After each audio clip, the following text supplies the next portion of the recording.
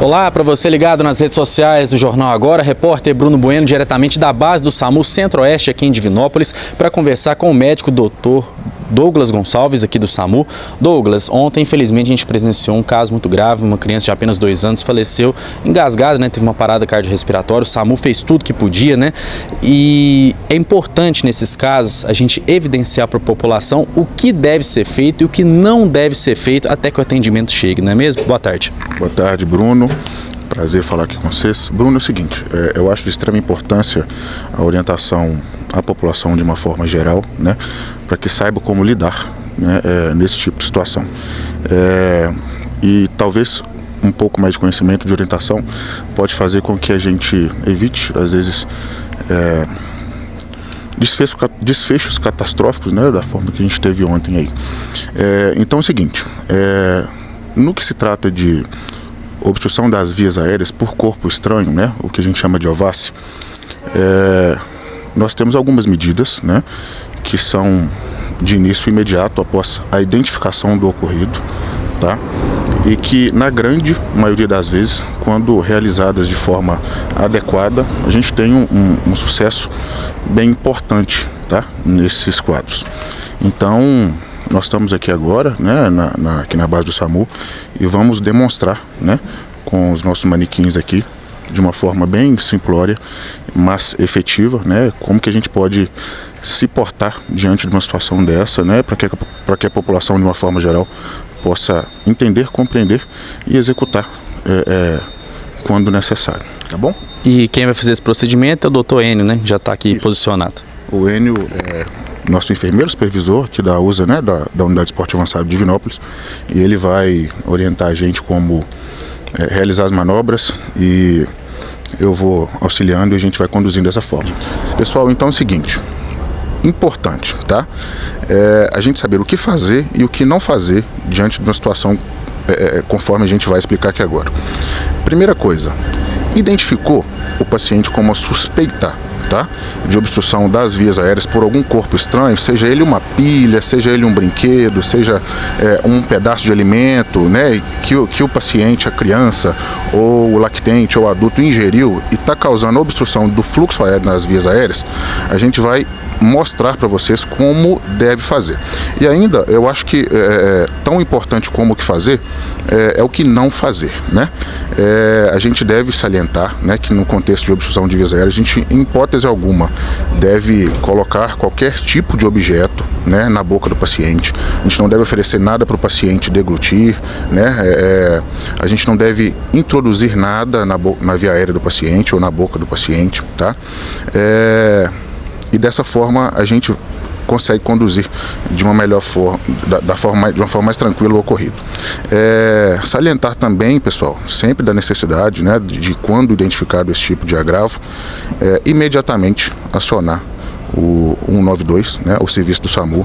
Nós temos aqui profissionais de prontidão, né, e muito bem orientados quanto à orientação, né, mesmo que por telefone, até que nossa ambulância chegue até o local para prestar o socorro, né? Então, assim, identificou, aciona o SAMU e vamos seguir as orientações que eu e o Enio nós vamos fazer aí para a população. Pessoal, seguinte, lactentes, né, criancinhas menores que 1 ano, tá? Identificamos a criança com uma situação sugestiva de obstrução das vias aéreas superiores por corpo estranho. Como que a gente vai enxergar a criança nesse contexto? A criança vai, né, apresentar uma situação de ausência de respiração, né, às vezes alguns sons, alguns estridores, né, mais importantes, né, e a ausência de choro na grande maioria das vezes, tá? E muitas das vezes também a gente vai encontrar a criança com cianose, né, com essa roxidão iniciando ali pelo pescoço e pela cabecinha, tá? Imediatamente, pessoal, da forma que o Enio está com a criança no braço, vamos lá, Enio, a gente vai iniciar, tá? Identificamos o paciente, tá? Nesse contexto, acionamos o SAMU, foi realizadas as orientações, vamos começar os procedimentos. Posicionar o paciente, tá? Na mão não dominante, tá? Segurando, né, ali entre o pescoço e a boquinha, tá? Deixando a região cervical dela mais reta, né? abaixar ela em sentido ao solo mesmo, assim, claro, com segurança, segurando com a mão, posicionar o dorso, essa palminha da nossa mão aqui, entre as duas escápulas, tá? Esses dois ossinhos que a gente tem na costela, e realizar de uma forma expressiva, não tão forte, né? Mas de uma magnitude moderada, 5 compressões, tá? Torácicas nesse paciente. Pode fazer. Importante salientar, importante vocês verem, né, a forma que o Enio dá essas palmadinhas nas costas da criança, né, que ele começa de trás e bate para frente. Faz de novo, por favor, Enio. Pronto. Essas manobras, pessoal, elas vão, né, aumentar a pressão ali dentro da caixa torácica, né, fazer com que o ar aprisionado ali tente empurrar, né, para fora das vias aéreas o objeto obstruído. Correto? Encerrado essas 5 compressões, imediatamente com já a mão dominante, tá? Colocar o paciente de barriguinha para cima, segurando a região cervical, mantendo a região retilínea, tá? E fazer 5 compressões torácicas na criancinha. Pode fazer, Irene.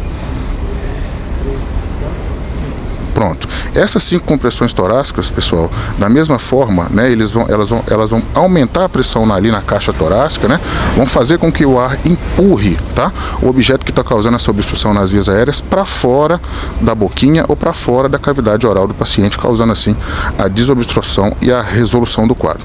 Feitas as 5 compressões nas costas, feitas as 5 compressões no tórax, na frente, tá? Não resolveu? Retorna para as costas, mais 5 compressões nas costas, pode fazer, hein? Imediatamente vira de barriguinha para cima, mais 5 compressões torácicas, tá? E a gente com os 2 dedos, né? Importante. Exatamente, com os 2 dedos, tá? Por causa da fragilidade da parte óssea, né? E da musculatura external da criança, assim como dos órgãos ali da região torácica, tá certo?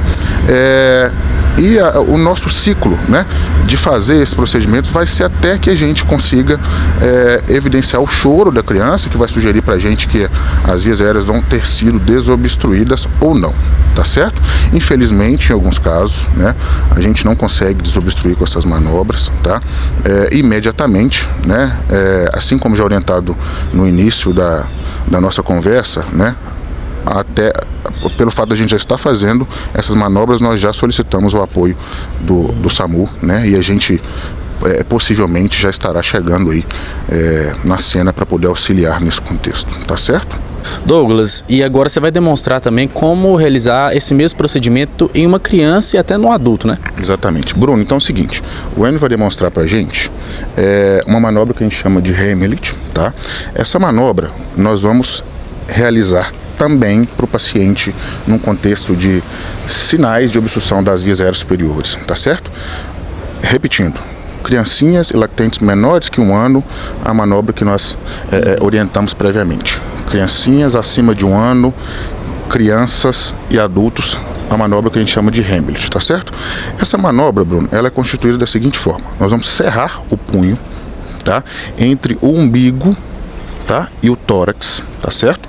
Com o dedo polegar apoiado na região abdominal do paciente, tá certo? Com a mão contrária, né? Se você cerrou e colocou com a mão direita, você vem com a mão esquerda, tá? Apoia a mão esquerda, tá? Acima da mão que está cerrada na parede abdominal do paciente, e nós vamos fazer um movimento em J. A gente vem de baixo para cima e empurra.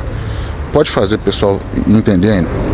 Exatamente dessa forma, tá? Você vê que a gente faz um J com a mão, a gente traciona, a gente vem de baixo para cima, né? E aumenta a pressão na caixa torácica com o intuito de causar uma expulsão do corpo estranho que tiver nas vias aéreas, às custas de aumento da pressão intratorácica ali, tá certo? E qual que é a questão da força, o Douglas? Pode fazer um pouco mais forte, um pouco mais moderado, depende da situação? Bruno, é o seguinte, A gente sabe que, por exemplo, nós temos crianças aí de 4, 5, 6 anos, né, que têm um atraso global no desenvolvimento neuro, psico e motor, que vão ser mais frágeis, que vão ser um pouco menos nutridas com a musculatura e com a parte óssea um pouco mais fragilizadas. Então, assim, eu acho que cabe ao profissional, né, que estiver no momento ou ao solicitante que estiver acompanhando esse quadro, instituir uma força moderada, tá? Moderada, mais incisiva a ponto dele ter certeza que ele está aumentando a pressão, tá?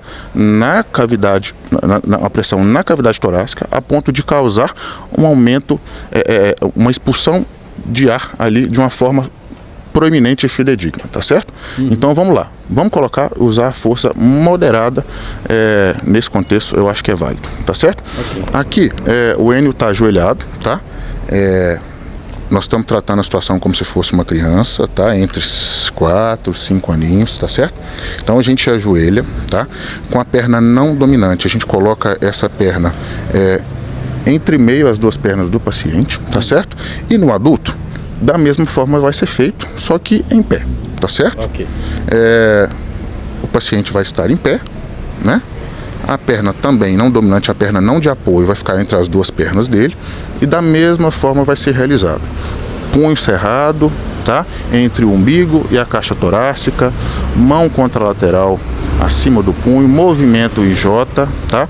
Eu venho de baixo e traciono para cima com o intuito de aumentar a pressão nessa caixa torácica e tentar expulsar o corpo estranho das vias aéreas por aumento da pressão que sai ali do tórax em direção à cavidade oral.